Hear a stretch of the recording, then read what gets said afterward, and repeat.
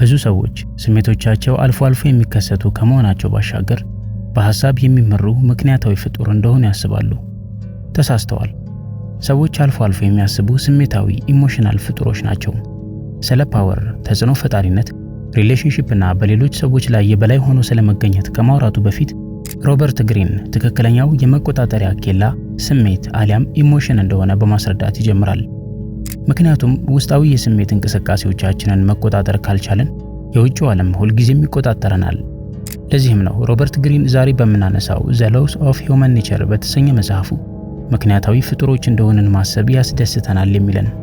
ነገር ግን ይህ ሐሳብ በራሱ ስሜት ላይ የተመረኮዘ እንደሆነ ይነግረናል። የሰው ልጆችን ባህሪ የሚቆጣጠረው ምክንያት ሎጂክ ወይንም ሐሳብ ሳይሆን ስሜት፣ ውስጣዊ ግፊትና ለነገሮች የምንሰጠው ምላሽ ነው። ስሜት ከቋንቋ በፊት የነበረ ነው። ከስነ ምግባርና ማህበረሰብ የሚባለው ስሪት ከመመስረቱ በፊት የነበረ ነው። እናም ከጥንታዊነቱ አኳያ የፈጣንነት ባህሪ ስላለው ሐሳብና ምክንያት በመሃል እንዲገቡ እድል አይሰጥም። ሮበርት ግሪን ኢሞሽንስ አር ኮንቲኒዩሊ ኢንፍሉዌንሲንግ አወር ቢሄቪየር ይለናል። የተረጋጋን በመሰለን ሰዓት እንኳን ስሜቶቻችን ያለማቋረጥ እየተቆጣጠሩን ነው።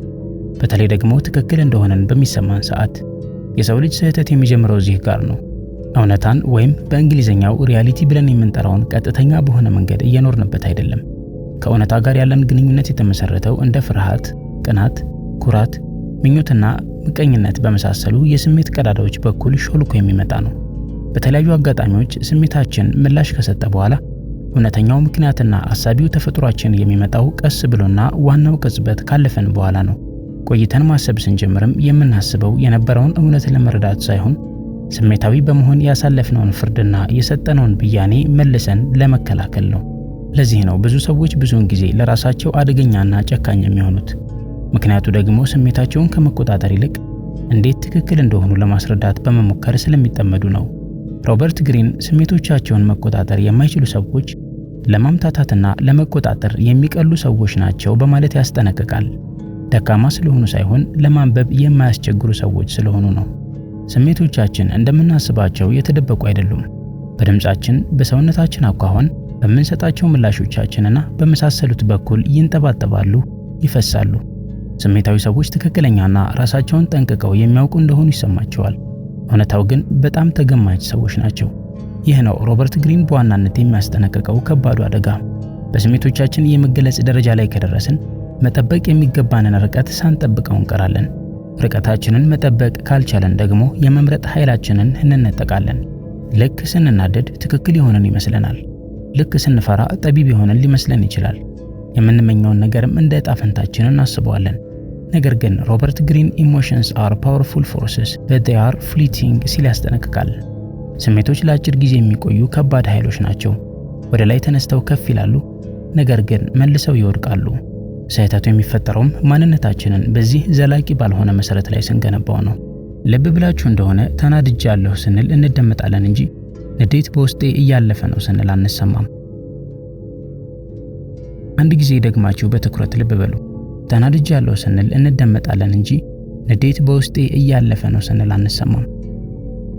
ይህች አንዲት ነጠላ ልዩነት ብቻ በአለቃውና በምንዙር መካከል ያለውን ልዩነት አስፍታ ታሳያለች። ማን አለቃ ማን ደግሞ ባሪያ እንደሆነ ታሳያለች። ግሪን በመጽሐፉ ስለ ሰልፍ ኦብዘርቬሽን ወይንም ራስን በጥልቀት ስለመመልከት አጽንኦት ሰጥቶ ይናገራል። ራሳችን ላይ ሳንፈርድና ራሳችንን ሳንጨቁል ከራሳችን በተወሰነ ርቀት ላይ ሆነን ራሳችንን መመልከት፣ ስሜቶቻችን እየተፈጠሩ ባሉበት ሰዓት ምን እየተካሄደ እንዳለ በንቃት መከታተል ማለት ነው። ቀላል ይመስላል አይደል? ቀላል አይደለም። ምክንያቱም ስሜቶች መነሳት ሲጀምሩ የሆነ ነገር እንድናደርግ ይገፋፉናል። እንድንገልጻቸው፣ ከሰዎች መልስ እንድናገኝ ወይም ፈተን እንድንለቃቸው ይፈልጋሉ። ዓለም ደግሞ ሽልማቷ ለዚህና ለመሰል ድርጊቶች ነው። በተለይም በዚህ ዘመን ሰዎች ስሜታቸውን በተሰማቸው ሰዓት ሲገልጹ ጥሩ ምላሽ ያገኛሉ። ብዙዎቻችንም የተፈጠረውን ስሜት ግፊት ከጥልቀት ጋር እናምታታለን። ሮበርት ግሪን ደግሞ ይህንን የተሳሳተ አመለካከት አፈራርሶታል። ያልተቆጣጠርነው ስሜት ሐቀኝነት ሳይሆን ራሳችንን አጋልጦ መስጠት ነው። ራስን ማጋለጥ ደግሞ ለመጠቃት ክፍት ያደርገናል። የተረጋጋ ሰው ለስሜታዊ ሰዎች ምንም የማይሰማውና የደነዘዘ መስሎ ይታያቸዋል። እንደ እውነታው ከሆነ ግን የተረጋጋ ሰው እጅ መስጠትና ታዛዥነትን ለበኋላ ይቆየኝ ያለ ሰው ነው።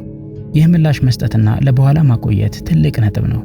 በነገሮች መፈጠርና ለነሱ ምላሽ በመስጠት መካከል ክፍተት አለ። ብዙ ሰዎች በዚህ ክፍተት መሃል ለመግባት ፈቃደኛ አይደሉም።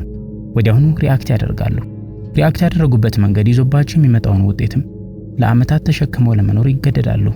ሮበርት ግሪን ከዚህ ጋር በተያያዘ ስሜታዊ ምላሾቻችን የእይታ አድማሳችንን ያጠቡታል ይለናል። ጠንካራ ስሜቶች የማሰላሰል አቅማችንን ያዳክማሉ። አጠቃላይ ሕይወትን ወዳጅና ጠላት በሚል አይነት መደብ ይከፋፍሉብናል። ያለ አግባብ እርግጠኛ ያደርጉናል። ለዚህ ነው በጣም ስንናደድ ራሳችንን ሙሉ በሙሉ ትክክል አድርገን የምንወስደው። ፍርሃትም ራሳችንን እየጠበቀን እንደሆነ እንዲሰማን የሚያደርገንና ምቀኝነትንና ቅናትን ደግሞ በጊዜያቸው ትክክለኛ ስሜት አድርገን የምንወስዳቸው። ነገር ግን ሮበርት ግሪን አንድ ግልጽ የሚያደርግልን ሀቅ አለ። ስሜት በባህሪው እውነትን አይፈልግም። ስሜት የሚፈልገው መገላገልን ነው።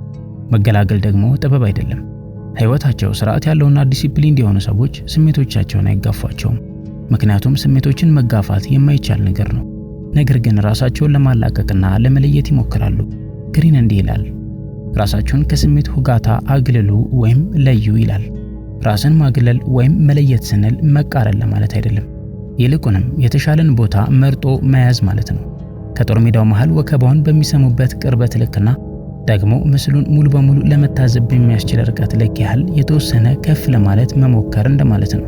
ለዚህም ነው ስሜታቸውን በሚገባ ያሰለጠኑ ሰዎች ለሌሎች ሰዎች አለመረጋጋት እንዲሰማቸው የማድረግ ጠባይ ያላቸው። ምክንያቱም ሌሎች ስለተሰማቸው ብቻ አይሰማቸውም። አያጋግሉም።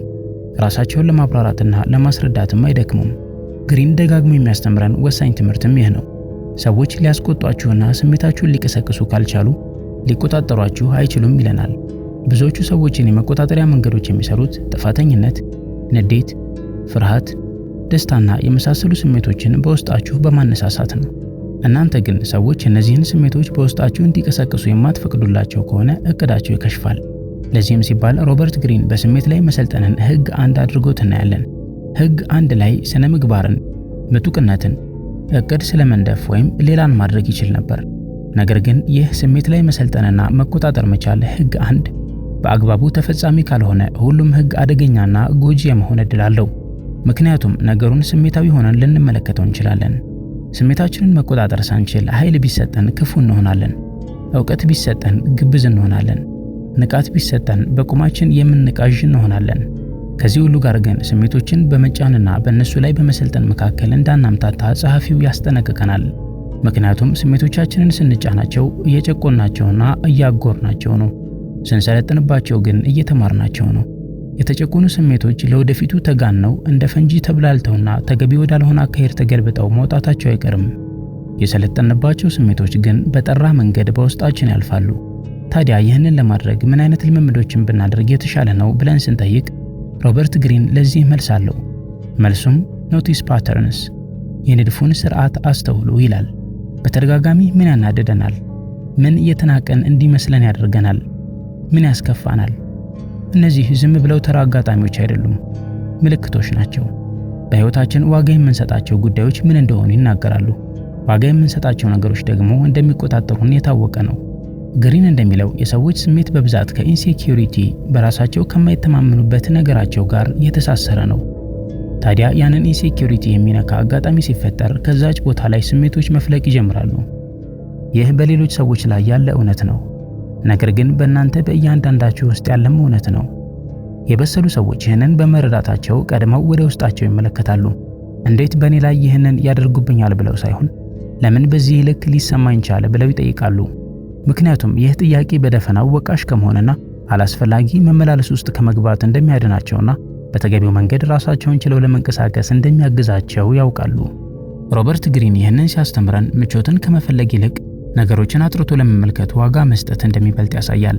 አጥርቶ መመልከት መቻል ደግሞ ከራሳችን ጋር መፋጠጥና የሚከብዱ እውነቶችን ለመጋፈጥ መድፈርን ይጠይቃል። ስለዚህም ይህንን ሁል ጊዜ ማስታወስ ይገባናል። ሰዎች ስንባል እንደምናስበው በምክንያት የምንመራ አይደለንም። በተራ ሰዎችና በኃይለኛ ሰዎች መካከል ያለው ልዩነት የስሜት ልዩነት ሳይሆን የማዘግየት ልዩነት ነው። የማቆየት፣ የመመልከት፣ የመጀመሪያው የስሜት ማዕበል እስኪያልፍ ድረስ የመጠበቅ ልዩነት ነው። ግሪን እንዲህ ይለናል፣ ከሁሉም በላይ በጣም ጠንካራው ስሜት ፍርሃት ነው ይላል። ፍርሃት ያጣብባል፣ የጊዜን ምህዋር ያሳጥራል፣ ከሐቅና ከእውነት በላይ ደህንነት እንዲሰማን ማድረግን ይፈልጋል። ለዚህም ነው ፍርሃት የሚነዳቸው ሰዎች ሕግን፣ መሪዎችን፣ እርግጠኛነትን አሊያም ፍቃድ ማግኘትን ሁልጊዜ የሚጠይቁትና የሚከተሉት።